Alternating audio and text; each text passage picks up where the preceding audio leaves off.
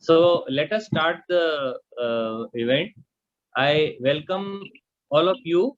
It gives me great pleasure to have all of you here. I welcome you all on behalf of Chand Kumar Atal Foundation and Atal Museum. We have gathered here for two reasons. The first is a discussion on numismatics. That is an introduction and discussion on the coinage of India. And the second reason why we are here, we are going to discuss about two personalities, one of whom is the guest of honor and is sitting with us.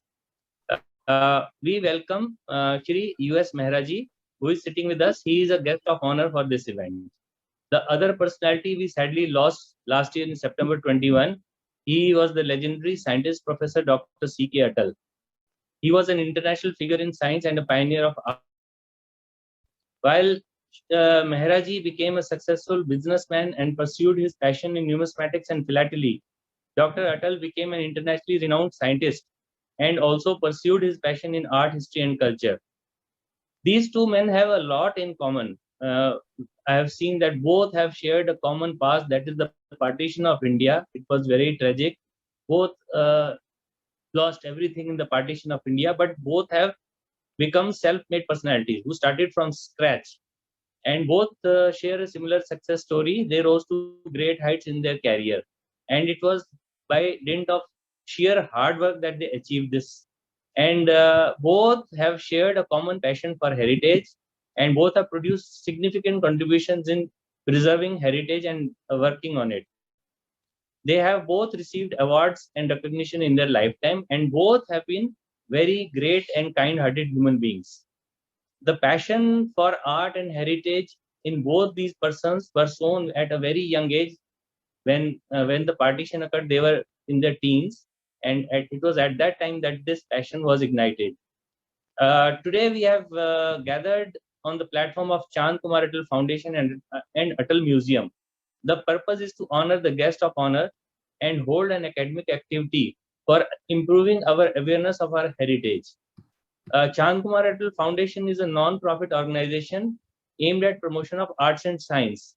It is based on the visions of legendary visionary Dr. C.K. Atal, after which the foundation is named.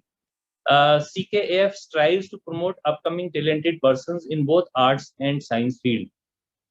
It has held various activities in the past with a mission to help the society in promoting and preserving art and honoring our great minds in India and abroad. Atal Museum is South Asia's first private museum dedicated to science and arts. The Atal Museum is a physical space where the various activities of CKAF are performed. It hosts an art gallery, an exhibition space, a library, a museum of science and art, and a space for workshop and space for holding events. It houses some of the collections of Dr. Atal collected for the last approximately 60 years. These represent different countries and different continents. And the collection include various artifacts of different types and exhibited as temporary and permanent displays. Now I invite Ms. Neera Goyal to give a brief outline on Professor Dr. C.K. Atal, on which the... Good evening and good morning to you, depending on which part of the world you are in. Thanks for joining in and being a part of today's event. I would like to give you a brief introduction to Professor Dr. Chand Kumar Atal to know more about his persona and his achievements. Born in a Kashmiri Pandit family, he spent his early years in pre-partition Lahore. He completed his M.Pharma from Punjab University, Chandigarh, and then did his PhD in pharmacognosy from Connecticut University, United States. He worked and taught in the USA for some time before his subsequent return to his homeland and dedicated his life to research work along with pursuing his various interests and hobbies. His research was not just confined to the subject of his study, but he was a multidisciplinary scientist whose vast body of work in botany, phytochemistry, biology, medicine, etc. made a golden impact, making him a scientist of international repute.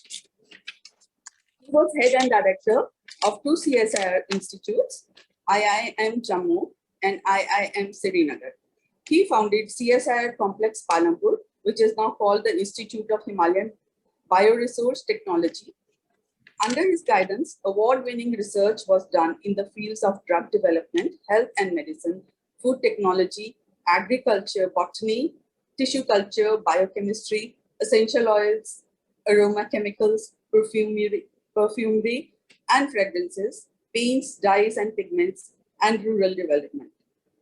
His discovery of world's first bioenhancer, Pipering, scientifically established a new branch in medical science called bioenhancers, a term that did not exist in modern scientific literature. This led to the development of world's first bioenhanced anti-tubercular formulation, Rhizodine, released by the Government of India on World TB Day 2011. The same day, it was presented to Bill Gates as a great discovery from India. This made India a global pioneer in bioenhancers. He worked as a United Nations consultant for several years. His academic achievements included authoring numerous scientific books, reference books, large number of research papers and articles in national and international journals. He produced 40 PhD scholars and guided several scientists who later gained achievements of their own. His scientific contributions did not go unnoticed. Besides getting many awards for his work, the auditorium of IIM Jammu was named in his honor as C.K. Atal Auditorium in 2019. Besides his passion for his work, Dr. Atal had several other talents and interests. He was a multilinguist, a philanthropist, an artist, historian, art collector, critic, and art patron. He loved to travel and socialize. He researched on art and miniature paintings, in history, especially the Sikh period under Raja Ranjit Singh. He gave lectures based on his research and also wrote several books. He established the Indo-Vietnamese School of Indian Miniatures, Hanoi. He collected art in its various forms at a time when our Indian art had no significant value in the Indian and international markets for the sole purpose of preserving Indian art and culture. He was a visionary who set up the Chand Kumar Foundation and Museum to preserve and promote art, culture, and the heritage of India and Southeast Asia.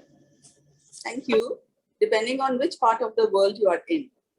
Thanks for joining in and being a part of today's event. I would like to give you a brief introduction to Professor Dr. Chand Kumar Atal to know more about his persona and his achievements. Born in a Kashmiri Pandit family, he spent his early years in pre-partition Lahore. He completed his M.Pharma from Punjab University, Chandigarh, and then did his PhD in pharmacognosy from Connecticut University, United States. He worked and taught in the USA for some time before his subsequent return to his homeland and dedicated his life to research work along with pursuing his various interests and hobbies.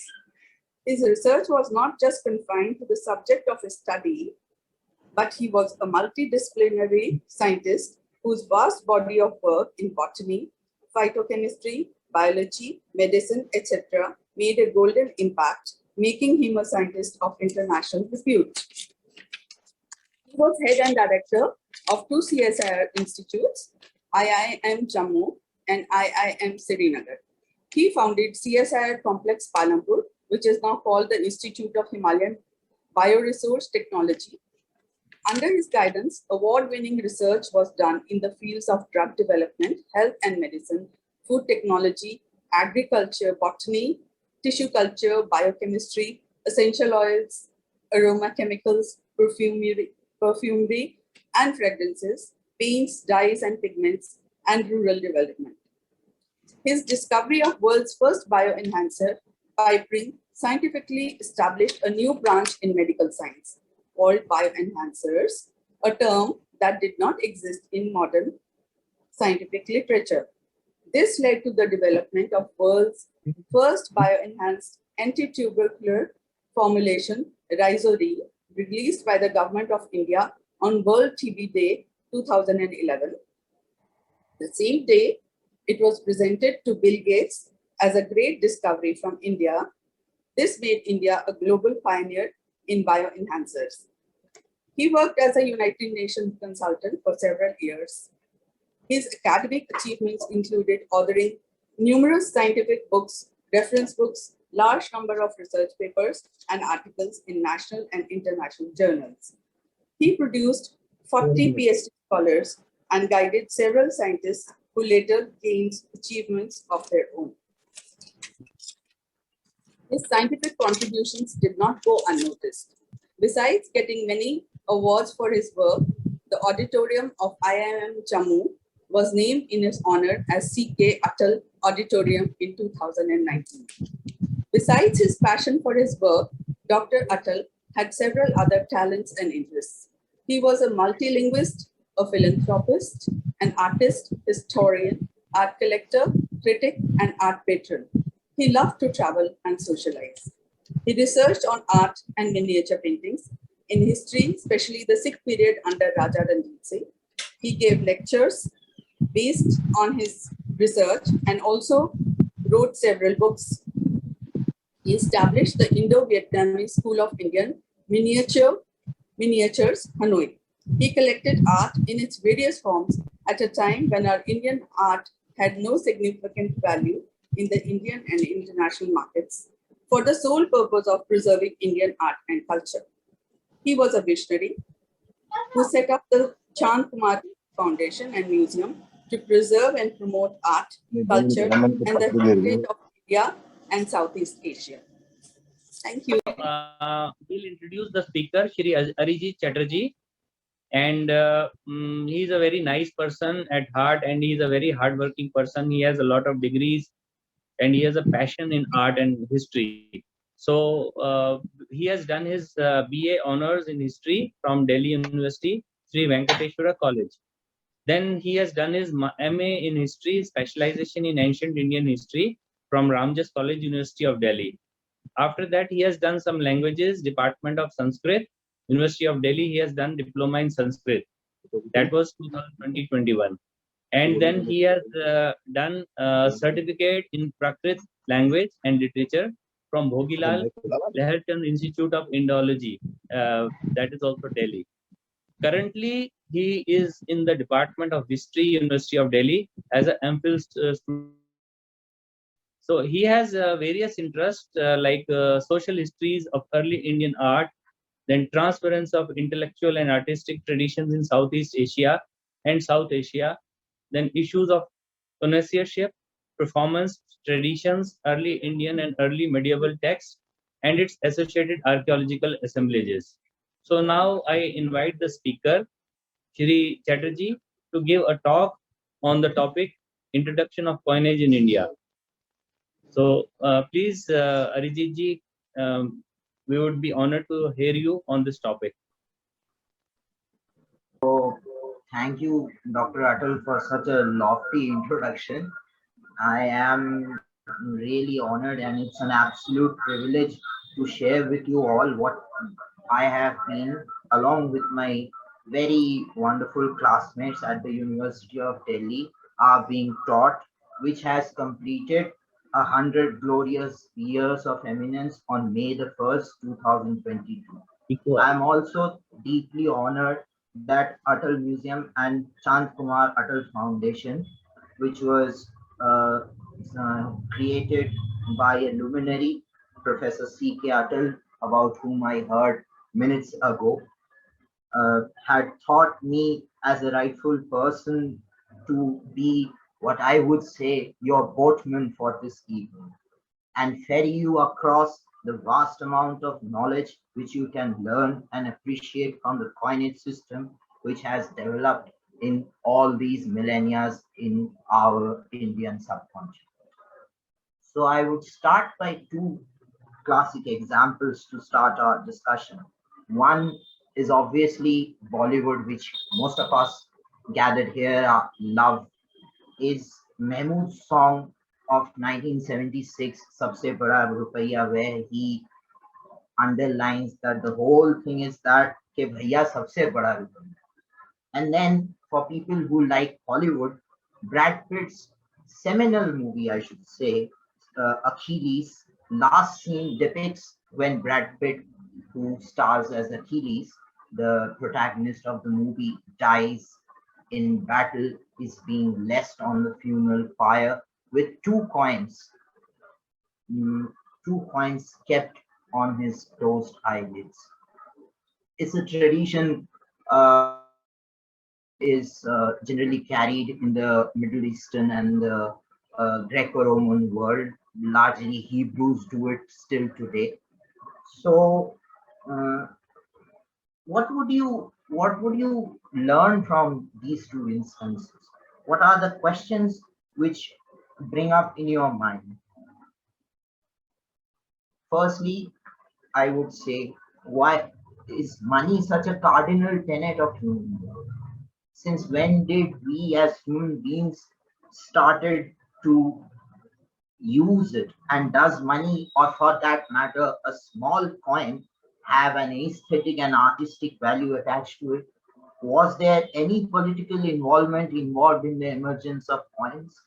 How does a small piece of coin provide us, in the words of Sherlock Holmes in The Game of Shadows, another wonderful movie in 2011, provide a window of opportunity for us to look into the past? We will try to explore these questions. But before starting the journey, we have to first look at how the discipline of numismatics came into the first place in the Indian subcontinent. As in any other discipline, what does a coin offers? A coin offers a window of opportunity for us to look into the past. A past which is as multifaceted, as varied, as diverse, and uh, as extravagant, as vibrant as the present is. So, first of all, don't be in that in that mood that past was glorious, past was this, past was that. The past people's lives were, as our sources say, very much in a complex scenario as we are in the present state. Although their uh, technological ways of looking, their artistic analysis, and all the other things might differ from our present logic of how we look at the past. But then, if we have a very generalized opinion, then past is just as the present was, as the present is. Sorry. So, uh, how did the discipline of numismatics come into existence? Like every other discipline, which was sadly or happily, as you can take it, it's a viewpoint, uh, developed from the roots of colonialism. Colonialism was the phenomenon, was the key cardinal tenet from which all these disciplines which you hear, these big disciplines, numismatics, archaeology, art history, and all these big disciplines developed in India. The 18th and 19th century, as it's termed by scholars, was the age of antiquarianism, or what is rightfully argued by Edward Said as Europe's obsession with the East. It can be better understood with Sheldon Pollock's work, where he argued that the colonizers' obsession for antiquarian texts and objects, using it to forge out a remote origin for themselves, made India the repository of Europe's vanishing spirituality. As these amateur archaeologists, amateur numismatists, these were all chaps in the English East India Army who were turned out, who were looking and surveying the land, whether you say it's George Everest, whether you name name Alexander Cunningham, Charles Mason, Colonel Charles Seton Guthrie. All these chaps are, some or the other involved in the English East India Company as they are touring and as they are moving and as they are documenting the Indian scenario or the Indian landscape which comes to them. Now, why is it that we have to, have an understanding about it? Why is it important to us?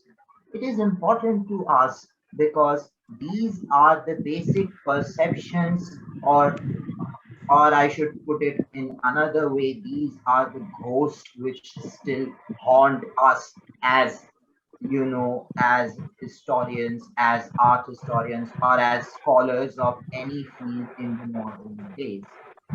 Why am I saying so? You might have this question in your mind, because the time when, uh, how do we feel this ghost is haunting us? Because Europeans encounter with the East was a rather unique one. East, especially India, was a very unique one as compared to any other cultures in the world. Why am I saying so? I am saying so because they encountered living traditions. The Vedas, for very instance, were being practiced and were being a part of the human life at that point of time. And it is still very much practiced in its recessions in South India, or parts of Kerala, or somewhere in the northern Indias, in Varanasi, for instance. So they were encountering living traditions, which is very hard for them to believe, as in uh, Brits, for example, they forever had their histories of incursions and for, a very troubled kind of a history. And then they come to India and see a textual tradition or a cultural tradition lasting for more than 2 or 3 or 4 or even 8 millennia. So this counts a lot. Why? Because they were simply baffled. Some of them uh, didn't have, you know, the appreciative quality to just look at this vibrant culture, and they just said, it's derivative of this culture, it's derivative of the Persian culture, this culture, that culture. They couldn't believe it. And then uh, one person I would like to, as we are talking about numismatics and all, one person which comes to my mind is Colonel Charles Seton Guthrie, a Scotsman who was enrolled as a soldier in the Bengal Engineers from 1828 to 1857, had amassed, like every other British, uh, army officers you could think of, had amassed huge quantities of wealth and had taken with it to London and to Scotland, where he resided after the like any such kind of Britisher you could name of, like Robert Clive or like Charles Mason, all these chaps who uh, changed their fortunes, who were just common chaps in Britain, testing their uh, youth, and they came to India, and then they made a fortune which has made them really magnanimous collectors. So the Guthrie was a Scotsman who was enrolled as a soldier in the Bengal Engineers from 1828 to 1857, had amassed a huge collection of 15,263 coins, out of which 1,261 coins were gold. And, you know, which can be said in modern terms as truckloads of objects. He has taken huge and huge objects from India, and then his coin collection, of which we should take a note, was in turn purchased by Kaiser Frederick Museum. Currently, it is known as the Stahlich Museum Zoo Berlin, SMB Berlin, and then in 1875 for 5,000 pounds. So I would like to show you some images from his collection. Hope I can share the screen. Shambhu जी आप इसको share screen को all participants कर दीजिए, host मत बनाइए, मेरे को all participants कर दीजिए शेयर स्क्रीन का.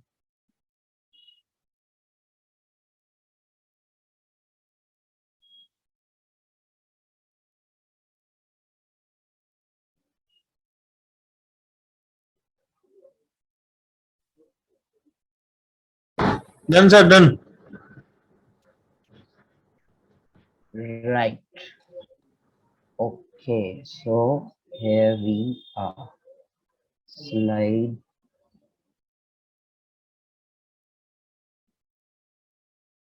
View slideshow. So this is one such coin which is there in the British Museum, which shows obviously the well-known figure, which some of you might be aware, on the left-hand side, which is the obverse straight-faced side of the coin, is Kanishka, and he is holding a spear. He is in his typical, what shall be called as a Central Asian sort of attire, wearing a tunic, and he has his quiver of bows attached. He has also what can be called in Hindi and in Sanskrit a Parshu-like instrument on his left hand, and then he has what is an object, what is known as it's if you have seen in if you have been to Kashmiri restaurants, or if you have been to Kashmir and been in their in their dining spaces, they offer at first a very wonderful intricately carved silver instrument. I'm forgetting its name, but it's used to wash hands and it's used to offer water. It's a welcoming gesture. So it is believed by scholars that it came from Central Asia, from especially the lands of modern day in Uzbekistan and all those places like that. On the reverse, you see a Greek king. Uh, mm, and then why is this coin sort of important? Because it is one of those objects which was amassed by the great collector. If we have a malevolent term for him, the great collector Guthrie. The next image would startle you all is this. This is the wine cup of Shah Jahan from 1657, and Guthrie obviously took this as well, and the British Museum now acquires this. Now, this whole cup is made up of white jade, as you all can see. It has a very wonderful lotus and a mounted ibex or a mountain goat, we can call it in modern terms, carved on it. So it was also one of the many objects which Guthrie took with him away, and it now sadly houses in the British Museum, and we can't do anything about it. So, now all the major museums, now what happens when such collectors take huge amounts of coins and the museums purchase it? Now all the major museums in Europe and in America were almost filled with items of the colonial enterprise, and then a collective effort largely from the French and the British was taken to understand these objects deeply. This gave rise to the discipline of numismatics. The term comes from the French word numismatique, means of coins, which is in turn derived from the Greek word nomisma, meaning current coin. It was first used as a term in 1829 in the English language to describe the field of the study of coins.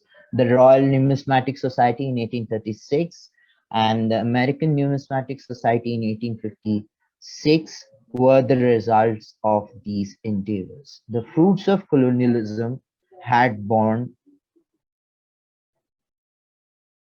much earlier in India with the establishment of the Asiatic Society of Bengal by William Jones in 1784, as it received a huge number of objects from its member patron Britishers who were touring the country and recovering objects. One man who definitely has to be named here is James Prince. This is our young James Princess as he was drawn by his sister Mary Emily Princep in the 1830s. He died also very young in his 40s. So he was the man who was who was working as an essay master in the Calcutta Mint and who on the basis of his studies of Indo-Greek coins, which were coming in the Asiatic Society of Bengal, deciphered Brahmi and Kharoshti in 1837. He was also the one who coined the term punch mark coins. Now you need to learn certain, how shall I put it, certain terms before we get into all of this. You need to learn what is obverse. Obverse is the straight face of the coin, which generally contains a image of the emperor or any motif. It's a frontal face of the coin. And then the reverse is generally where in ancient times they had a banker's mark or a mint's mark or something like that. It was during the later subsequent phases as we come into the, as we come into the early Christian era where we find that motifs are coming up in the coins. Human beings, right since their very nascent days, have realized one key thing, that they don't have everything they need in particular geographical place in which they resided. So they had either seized what other humans or nature have through coercion or peaceful exchange, something they possess which another group would value by the means, or something they possess peacefully by the means of trade. Then humans gradually realized we can develop a system out of this. So what was its conclusion? The barter system, which all of you might be knowing, which is just like if Shambhuji has a bag of wheat and I have a bag of rice, I want to cook something out of wheat today, and Shambhuji wants to cook something for dinner out of rice today. So both of us would come to a common place, which would be later known as a market, and then we would exchange our things. But then this only works, which economics have termed it as the double coincidence of wants. It only works when both of us have the desire to you know exchange our goods, and both of our desires get fulfilled simultaneously through the terms of exchange. So this is a very, as you all can understand, it's a very tricky thing to do, because every time I don't want to exchange wheat, or every time Shambhuji won't have wheat with him to exchange with me. So this is another significant term which you need to know. Another term which you need to know is known as the bullion. Now, what is a bullion? A bullion is generally termed as anything which is of high intrinsic value, which is basically gold and silver, the two metals which have attracted human beings for millennia now. So on this value system, certain other coins and every other economic system has to be balanced. How it will be balanced? Like for instance, you have for instance, the modern concept you all can understand is how the paper notes which we see in the modern days have their significant financial backing. They have their significant financial backing with bullion, with the gold and silver reserves which the Reserve Bank of India, in case of India, our country, maintains. And on the basis of that, that paper currency which you all use is being economized, because out there in the distant land you won't exchange a rupee, because out there, let's take an example of America. Out there in America, you have to go to a foreign exchange office or institution like that, otherwise the rupee note which you have would just be a piece of paper in the US. So is the dollar in India. So how do these exchanges happen? These exchanges happen in the foundations of bullion. Then another term which you need to know is a flan. What is a flan? Flan is a particular piece of metal on which the coin would be impressed. So, and then you need to know certain concerns, what the numismatics look for a particular coin, what they want to know about a particular coin. Numismatists analyze the material content of the coin.